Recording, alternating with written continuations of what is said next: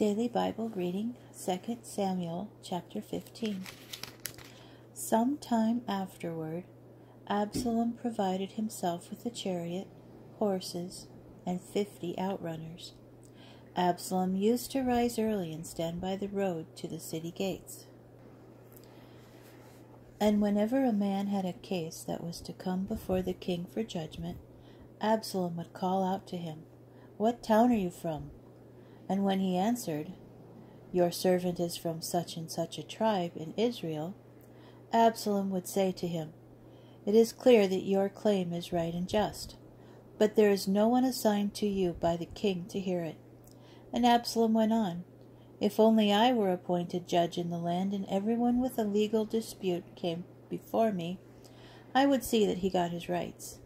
And if a man approached to bow to him, Absalom would extend his hand and take hold of him and kiss him. Absalom did this to every Israelite who came to the king for judgment. Thus, Absalom won away the hearts of the men of Israel. After a period of 40 years had gone by, Absalom said to the king, "Let me go to Hebron and fulfill a vow that I made to the Lord. For your servant made a vow when I lived in Geshur of Aram. If the Lord ever brings me back to Jerusalem, I will worship the Lord." The king said to him, "Go in peace." And so he set out for Hebron. But Absalom sent agents to all the tribes of Israel to say, "When you hear the blast of the horn, announce that Absalom has become king in Hebron." 200 men of Jerusalem accompanied Absalom. They were invited and went in good faith, suspecting nothing. Absalom also sent to fetch Ahithophel, the Gilonite, David's counselor, from his town Gilo, when the sacrifices were to be offered. The conspiracy gained strength, and the people supported Absalom in increasing numbers. Someone came and told David, "The loyalty of the men of Israel has veered toward Absalom." Whereupon David said to all the courtiers who were with him in Jerusalem, "Let us flee at once, or none of us will escape from Absalom. We must get away quickly, or he will soon overtake us and bring down disaster upon us and put the city to the sword." The king's courtiers said to the king, "Whatever our lord the king decides, your servants are ready." So the king left, followed by his entire household, except for 10 concubines whom the king left to mind the palace.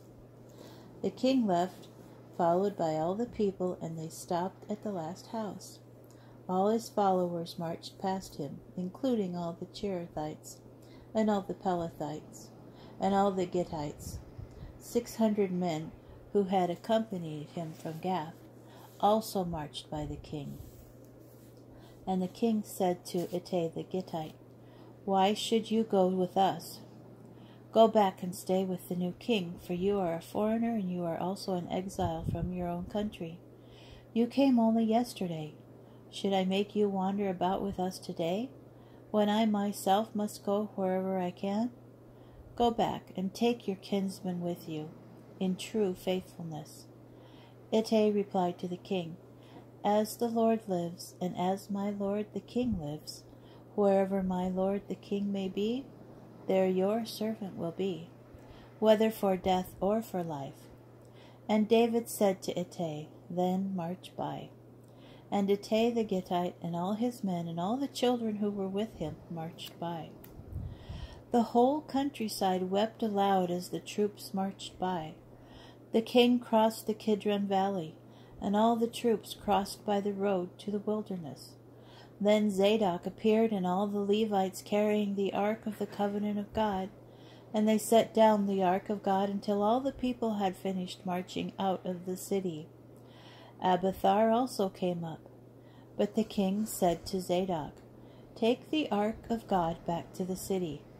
If I find favor with the Lord, he will bring me back and let me see it in its abode.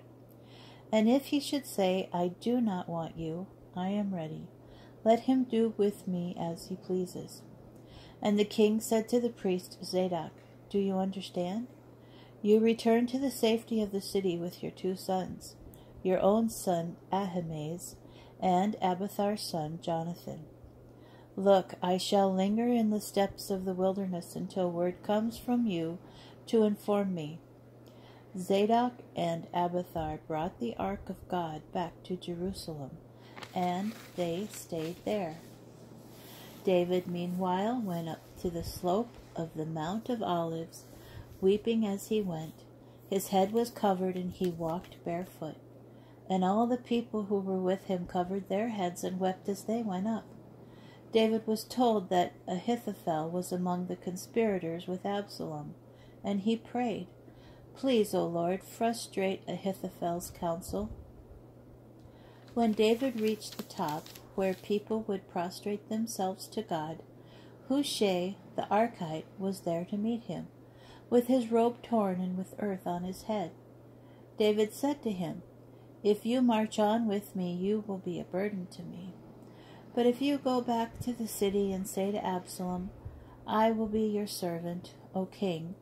I was your father's servant formerly, and now I will be yours,' then you can nullify Ahithophel's counsel for me.